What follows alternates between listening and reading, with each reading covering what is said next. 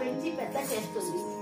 ఆ అమ్మాయి చక్కని విద్యాబుద్ధులు నేర్చుకుంటూ అన్ని విద్యలు నేర్చుకుంటూ చక్కగా పెళ్లి పెద్దదైందండి. ఆ అమ్మాయి 16 సంవత్సరాల అమ్మాయి అయింది. ఇప్పటి వరకు రాజువారి యుద్ధాలు చేస్తూనే ఉన్నాడు, దేశాలన్నీ తిరుగుతూనే ఉన్నాడు. అన్ని యుద్ధాలు తిరిగి 16 సంవత్సరాల తర్వాత రాజ్యానికి వస్తున్నానని చెప్పి ప్రకటించాడు.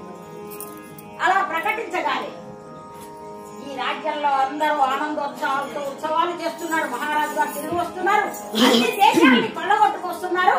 మా రాజుగారే గెలిచాడు, మా రాజుగారే విజేత వచ్చేస్తున్నారు అని చెప్పి ఎంతో ఆనందంగా దేశ ప్రజలంతా ఉన్నారు.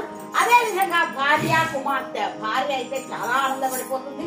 ఇంకా కుమార్తె అయితే ఇన్ని సంవత్సరాల తర్వాత నా తండ్రి గారిని చూస్తున్నానని చెప్పి చాలా ఆనందపడుతుంది ఆ అమ్మాయి. అలా ఆనందపడుతూ ఉండగా రాజుగారు ఏం చేశారండి, ఆయన రాగానే అక్కడ ఆట పాట నృత్యాలు అబ్బో చాలా చాలా గొప్పగా అందరూ చేస్తున్నారండి ఉత్సవాలన్నీ. ఆ మహారాజు గారు వచ్చి అలా ఆసీనులు అవగానే ఆస్థానంలో సింహాసనం మీద రాజనర్తకి మనులు వచ్చి ఈ విధంగా నృత్యం చేస్తున్నారు. నగుమోము చూపించవా నా రాజా, నగుమోము చూపించవా నా రాజా,